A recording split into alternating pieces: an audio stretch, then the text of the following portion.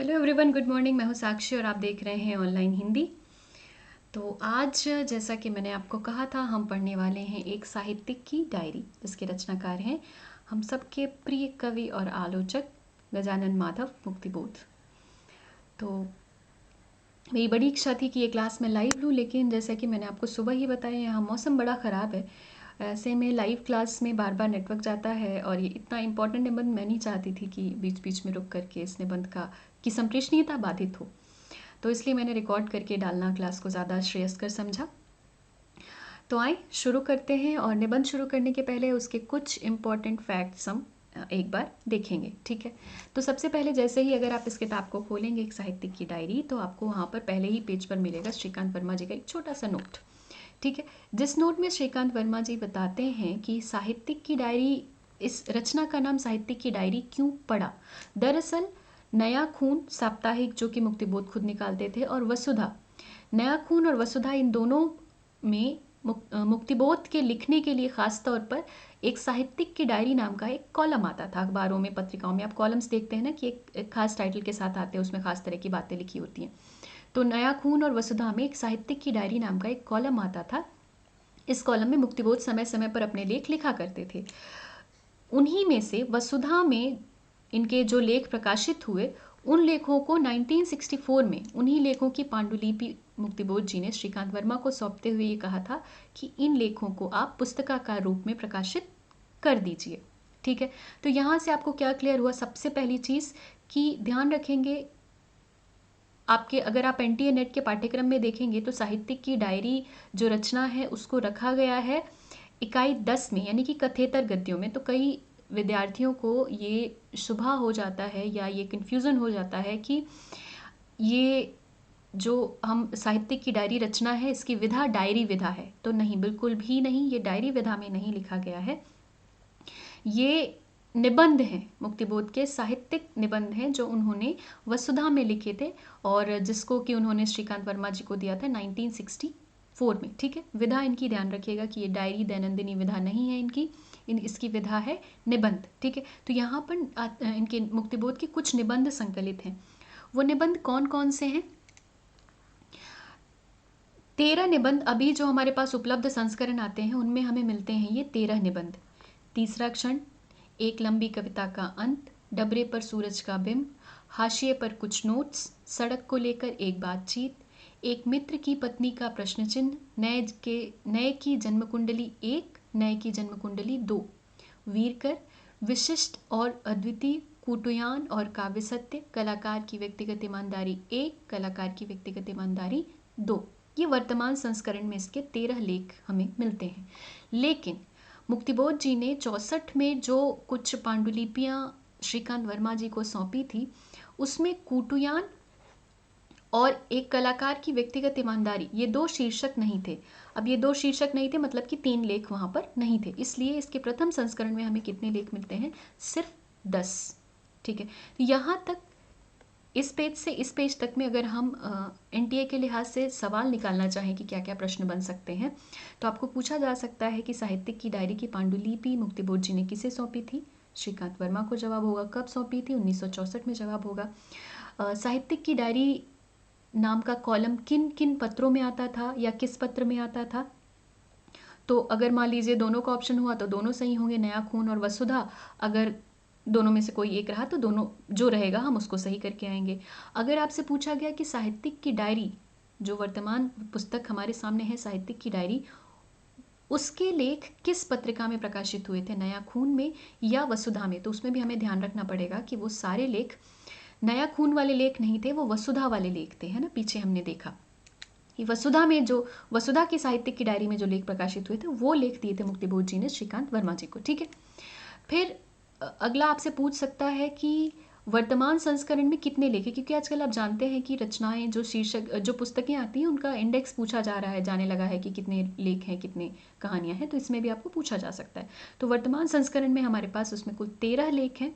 लेकिन जो श्रीकांत वर्मा जी बता रहे हैं जिसकी बात, यानी कि अगर पूछा गया प्रथम संस्करण में, तो उसमें केवल 10 लेख हैं, क्योंकि कुटुयान और कलाकार की व्यक्तिगत ईमानदारी वहां पर नहीं है। इसके अतिरिक्त आपको क्या काम करना होगा, इन शीर्षकों को बीच बीच में देखते रहिएगा कि क्या क्या नाम है। आपसे एक और चीज़ पूछी जा सकती है कि मुक्तिबोध की साहित्यिक की डायरी में कौन सा लेख या कौन सा निबंध संकलित नहीं है। वहाँ पर मुक्तिबोध का हो सकता है कि कोई और निबंध दे दे, हो सकता है कि कामायनी के बारे में दे दे, कामायनी एक पुनर्विचार, तो हम थोड़ा कंफ्यूज हो सकते हैं कि कौन सा है या कौन सा नहीं है। तो इसलिए इसके इंडेक्स पर बीच बीच में नज़र डालते रहिएगा कि अगर मान लीजिए आपसे पूछा गया है नहीं है वाले में, तो आप वहाँ पर जवाब देने के लिए सक्षम हो। ठीक है, आगे बढ़ेंगे और चलेंगे हम लेख की तरफ। आप देख रहे हैं 13 लेख हैं, तो वो सारे एक साथ हम नहीं डील कर सकते। इसका सबसे महत्वपूर्ण लेख है इस डायरी का पहला ही लेख, तीसरा क्षण। और ये ना सिर्फ एनटीए के पाठ्यक्रम के लिए, बल्कि कहीं भी आप इंटरव्यू में जा रहे हैं, कहीं भी आप आंसर राइटिंग कर रहे हैं, कुछ भी कर रहे हैं, अगर इसका जिक्र आप कर देते हैं तो ये समझ लीजिए कि अपने आप आपकी बात का वजन बढ़ जाया करता है।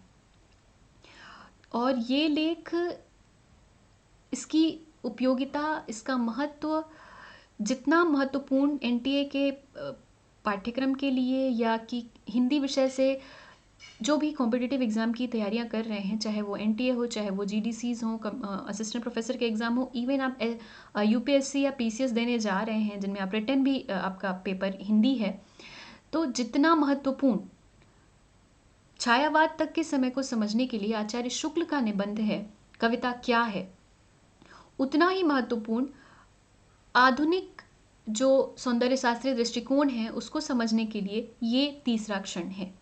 ठीक है, तो इस निबंध को यही समझ करके पढ़ें कि ये बेहद महत्वपूर्ण निबंध है और कहीं भी आप इसका जिक्र करते हैं, कहीं भी आप इसके बारे में लिख देते हैं, यकीन जाने आपके उस आंसर का वजन अपने आप बढ़ जाता है। अब तीसरा क्षण हम आज डिस्कस करने वाले हैं। तो तीसरा क्षण पर लेख पढ़ने से पहले मैं उसके बारे में आपको कुछ चीज़ें समझा देना बेहतर समझ रही हूँ। कुछ चीज़ों में जैसे क्योंकि लेख जब हम शुरू करते हैं तो कई बार लगता है कि आप क्यों लिख रहे हैं या ऐसे कैसे लिख रहे हैं।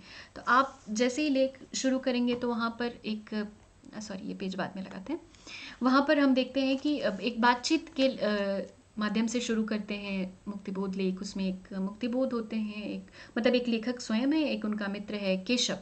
और जो केशव है वो हमेशा शास्त्रीय और बुद्धिवादी बातें करता है।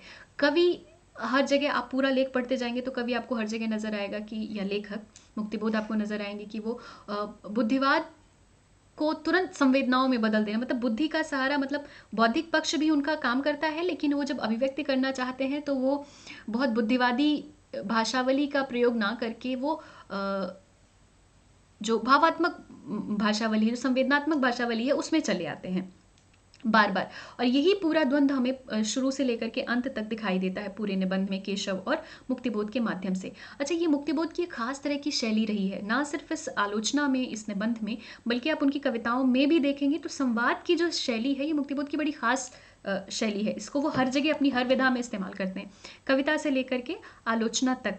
तो चाहे आप उनकी ब्रह्म राक्षस कविता पढ़ लें, चाहे आप उनकी अंधेरे में कविता पढ़ लें, वहाँ पर संवाद शैली उनको बड़ी प्रिय रही। तो निबंध पढ़ने के बाद मैंने जहाँ तक इसको समझा, मुझे वही समझ आ रहा है कि ये केशव और लेखक, इन दोनों की बातचीत के माध्यम से अपने और अपने समय के जो सौंदर्य शास्त्रीय मूल्य थे या जो अनुभव थे उन सबको वो डिस्कस करना चाह रहे हैं। ये लेख बेसिकली किस पर आधारित है? सौंदर्य शास्त्रीय दृष्टिकोण पर। तो मुक्तिबोध का जो सौंदर्य शास्त्रीय दृष्टिकोण था, अब आप कहेंगे सौंदर्य शास्त्रीय दृष्टिकोण क्या है, क्योंकि मुझे पता है कि अपने स्टूडेंट्स को मैं जानती हूँ।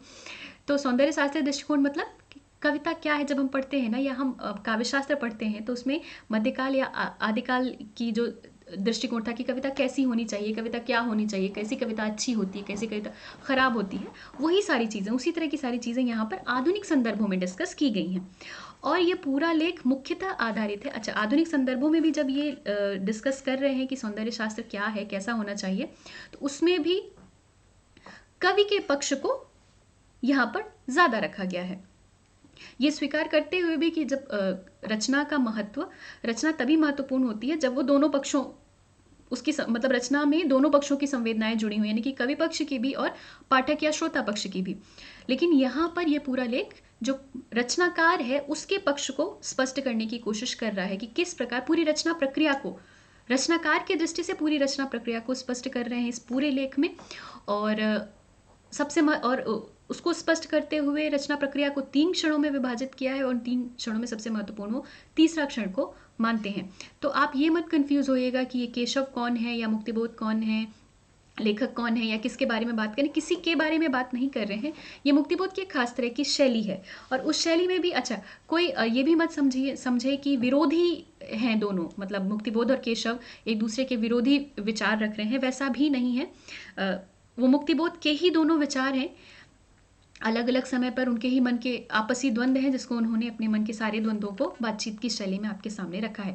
केशव उनको बड़ा प्रिय है। जब आप अंतिम हिस्सा पढ़ने लगेंगे तो आप देखेंगे कि जैसे ब्रह्मराक्षस कविता में, अंधेरे में कविता में वो कहते हैं ना कि आत्माभिव्यक्ति से उन्हें भय लगता है, डर लगता है उसका सामना करने से, लेकिन बहुत स्नेहमयी है वो आत्माभिव्यक्ति, उनकी बड़ी स्नेहमयी है और बहुत खूबसूरत है। दृढ़ हनु की बात करते हैं तो ठीक उसी तरह इन्हें यहाँ पर केशव भी नजर आता है। वो केशव से हमेशा कतराना चाहते हैं, बचना चाहते हैं, सामना नहीं करना चाहते, लेकिन केशव उन्हें बड़ा प्रिय है और वो बहुत, केशव उनका पीछा नहीं छोड़ता है। तो चलें शुरू करते हैं हम अपना निबंध। उसके पहले कुछ महत्वपूर्ण चीजें तीसरा क्षण से। मुक्तिबोध की सौंदर्य दृष्टि पर आधारित है, मैंने आपको बता दिया। उनके अनुसार सौंदर्य अनुभूति सृजन प्रक्रिया के माध्यम से ही प्राप्त होती है, यानी लेखक की जो सौंदर्य अनुभूति है, कोई चीज लेखक, अच्छा मान लीजिए आपने कहा कि कोई चीज आपको सुंदर लगी, क्या आप सिर्फ तब लिखते हैं उसको? हमारी संवेदना किसी चीज से जुड़ी या कोई चीज हमें अच्छी लग रही है, पसंद आ रही है, उसके बारे में हम लिखना चाह रहे हैं, उसको वो महज एक हिस्सा मान रहे हैं। मुक्तिबोध का कहना यह है कि कविता जैसे जैसे आप लिखते जाते हैं, जैसे जैसे आप उसको अनुभव करते जाते हैं, उस तरह से वो और सुंदर होती जाती है और अपना रंग रूप बदलती जाती है। तो सौंदर्य उनके हिसाब से कविता के बाहर सिर्फ एक हिस्सा होता है, उसके बाद कविता के भीतर ही सौंदर्य चलता है, जैसे जैसे आप लिखते जाते हैं। उसी को इन्होंने 3 क्षणों में व्याख्यायित किया है। तो उनके अनुसार सौंदर्य अनुभूति सृजन प्रक्रिया के माध्यम से ही प्राप्त होती है।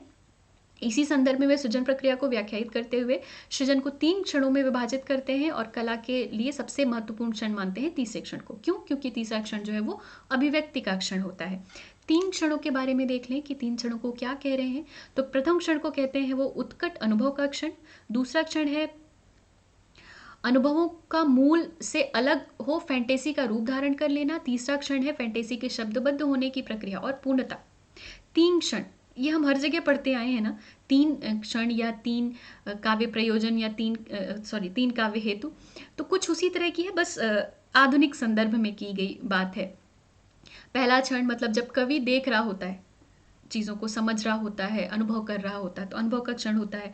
उसके बाद बहुत सारे अनुभवों से वो क्या करता है, अपने अनुभवों से सीखता है, अपने अनुभवों को वो उस पर सोचता है, विचार करता है, फिर अपने देखे हुए अनुभवों को सही है, गलत है, अच्छा है, खराब है, इन सारे द्वंद्वों के मध्य चलता रहता है और उसका एक अपना निष्कर्ष रूप में एक फैंटेसी भी गढ़ने लगता है कि अच्छा जो उसने अनुभव किया है उसमें क्या सही था, क्या गलत था, जो गलत था उसको वो कैसे सही कर सकता है, सही करके वो किस रूप में उसको देख सकता है। तो एक तरह से वो फैंटेसी का निर्माण करने फैंटेसी निर्मित होने लगती है दूसरे क्षण में ही। तीसरे क्षण में आकर के जो फैंटेसी है वो शब्दबद्ध होने की प्रक्रिया शुरू होती है। उसमें भी आप जानते हैं कि ऐसा कभी नहीं होता, आप सबके साथ होता होगा। कला के क्षण की बात करें ना, रचना प्रक्रिया की बात करें, तो कभी ना कभी तो आप सबने कुछ ना कुछ लिखा ही होगा।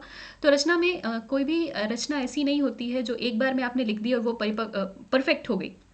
आपको बार बार लिखनी पड़ती है। और आप खुद सोचें कि आप जो सोच करके लिखने बैठते हैं, कई बार जब आप उसको फाइनल टच दे रहे होते तो वो बिल्कुल उससे अलग हो जाती है, अपने मूल से अलग होकर के, मतलब एक कह लें कि वो विकास प्रक्रिया होती है रचना की। तो फैंटेसी का शब्दबद्ध होने की प्रक्रिया और उसकी पूर्णता, ये है कला के 3 क्षण।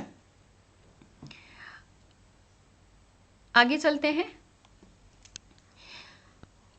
और जिस तरह से उन्होंने कला के 3 क्षणों की बात की है, तो इस निबंध को समझने के लिए हम इस निबंध को भी 3 क्षणों में ही देख सकते हैं कि क्यों एक पूरा हिस्सा चलता है, कि वो क्यों लेकर आए हैं निबंध में, आलोचना में, कि केशव और उनके साथ की पूरी बातचीत को।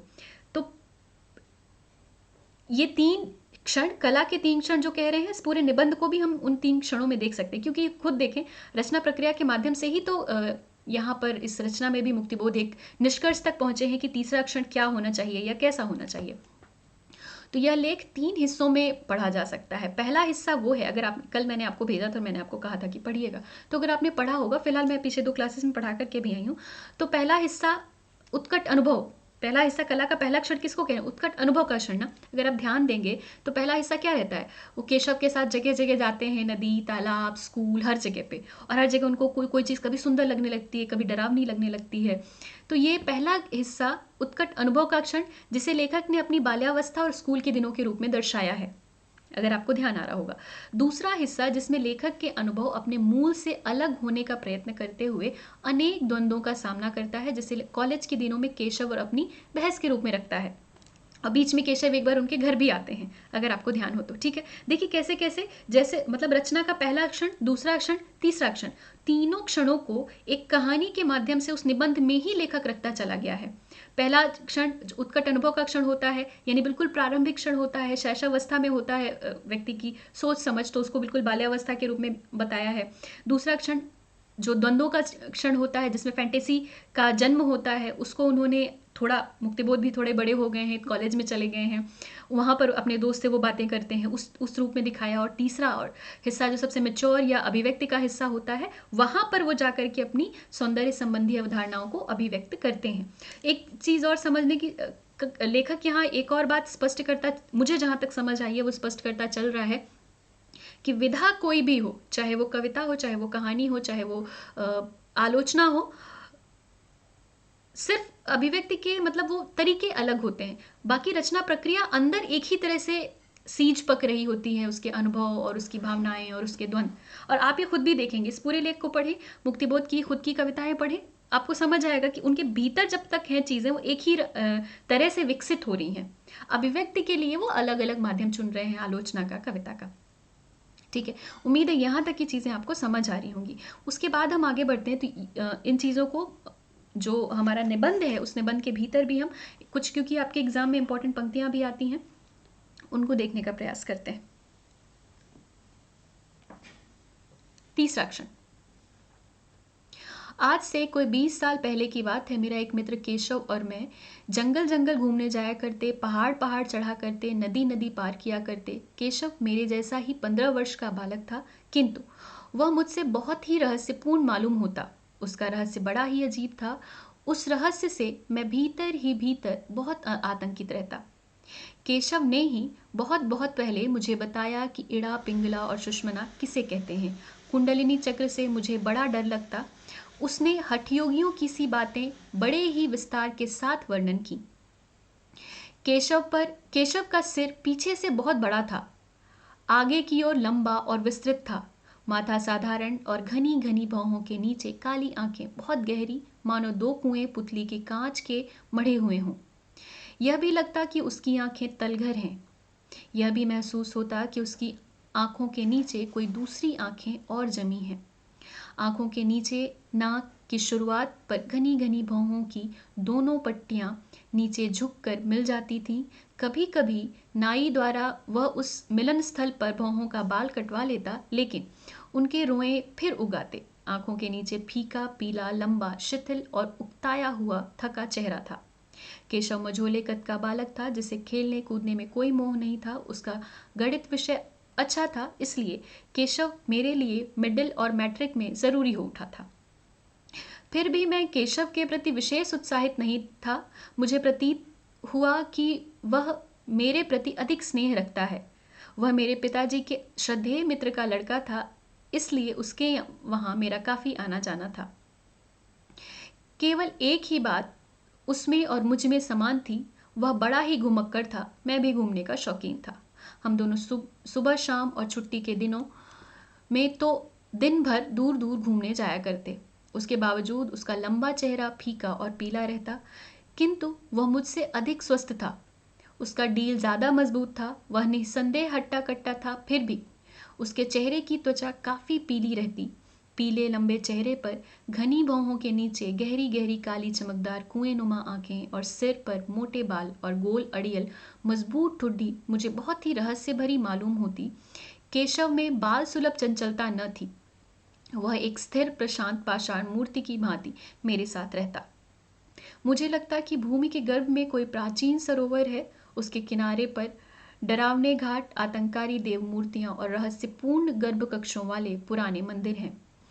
इतिहास ने इन सब को दबा दिया। मिट्टी की तह पर तह परतों पर परतें, चट्टानों पर चट्टानें छा गईं। सारा दृश्य भूमि में गड़ गया, अदृश्य हो गया और उसके स्थान पर यूकेलिप्टस के नए विलायती पेड़ लगा दिए गए। बंगले बना दिए गए, चमकदार कपड़े पहने हुए खूबसूरत लड़कियां घूमने लगीं और इन्हीं किन्हीं बंगलों में रहने लगा मेरा मित्र केशव, जिसने शायद पिछले जन्म में या उसके भी पूर्व के जन्म में उसी भूमि गर्भस्थ सरोवर का जल पिया होगा, वहां विचरण किया होगा। अब देखें, ये यहाँ तक आपको एकदम साफ साफ मुक्तिबोध दिखाई देते हैं कि कैसे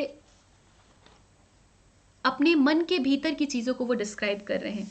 अब किसी का भी मन, वो भी एक ऐसे कवि का मन जो अब बाहर जो परिस्थितियां हैं, पूंजीवादी चमक दमक, कृत्रिमता, उन सब से उकताया हुआ मन, कवि का मन कहीं एकांत में चुपचाप पड़ा रहता है।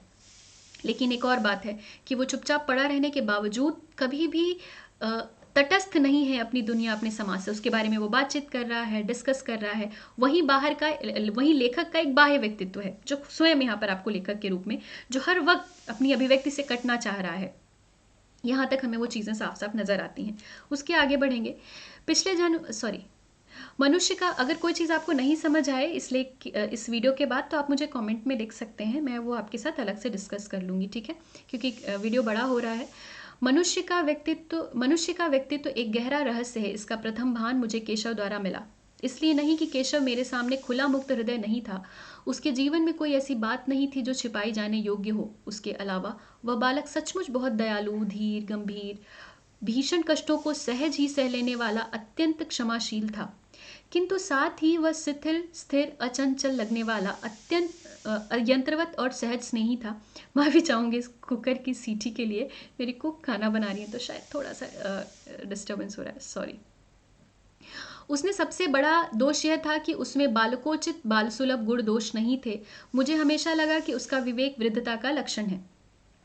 जब हम हाई स्कूल में थे, केशव मुझे निर्जन अरण्य, अनुभव का क्षण ध्यान दें, जब हम हाई स्कूल में थे, केशव मुझे निर्जन अरण्य प्रदेश में ले जाता। हम भर्तृहरि की गुहा, मच्छिंद्रनाथ की समाधि आदि निर्जन किंतु पवित्र स्थानों में जाते। मलंगनाथ के पास शिप्रा नदी बहुत गहरी, प्रचंड, मंथर और श्याम नील थी। उसके किनारे किनारे हम नए नए भौगोलिक प्रदेशों का अनुसंधान करते। शिप्रा के किनारों पर गैरव और भैरव सांझे बिताई। गैरव भैरव मतलब कभी काली और कभी सफेद, मतलब उजला भी रहा और अंधेरा भी रहा, बादल वाली भी साफ। गैरव भैरव शामें बिताई। सुबह और दोपहर अपने रक्त में समेट ली। सारा वन्य प्रदेश श्वास में भर लिया, सारी पृथ्वी वक्ष में छिपा ली। आलोचक एक बड़ा कवि है तो भाषा उसकी वैसी होना लाजमी है, तो आप भाषा से बहुत ज़्यादा घबराइएगा नहीं, बस ये समझ करके चलिए कि कवि की भाषा है तो वैसी ही है, बड़ी सुंदर है, फिलहाल मुझे तो लग रही है। आपको कहीं कोई समस्या होगी तो मैं बार बार कह रही हूँ, मुझे कमेंट में लिखिएगा, मैं आपको उसको डिस्क्राइब कर दूँगी, ठीक है। आगे चलेंगे। मैंने केशव को कभी भी योगाभ्यास करते नहीं देखा, न उससे कभी सचमुच ऐसी साधना की। फिर भी वह मुझसे योग की बातें करता। सुषुम्ना नाड़ी के केंद्रीय महत्व की बात उसने मुझे समझाई। षटचक्र की व्यवस्था पर भी उसने पूर्ण प्रकाश डाला। मेरे मन के अंधेरे को उसके प्रकाश ने विच्छिन्न नहीं किया, किंतु मुझे उसके योग की बातें रहस्य के मर्मभेदी, डरावने अंधेरे की भांति आकर्षित करती रहती, मानो मैं किन्हीं गुहाओं के अंधेरे में चला जा रहा हूं और कहीं से कोई मर्मभेदी पुकार मुझे सुनाई दे रही है। मैंने अपने मन का वह चित्र उसे कह सुनाया। वह मेरी तरफ अब पहले से भी अधिक आकर्षित हुआ, बहुत सहानुभूति से मेरी तरफ ध्यान देता। धीरे धीरे मैं उसके अत्यंत निकट आ गया। उसकी सलाह के बिना काम करना अब मेरे लिए असंभव हो गया था। उत्कट अनुभव, तरह तरह के अनुभव अभी जुटा रहा है, कभी अभी कविता की तरफ, अभी अभिव्यक्ति की तरफ, या अभी द्वंद्वों की तरफ नहीं है, अभी वो उत्कट अनुभव, तीव्र अनुभव।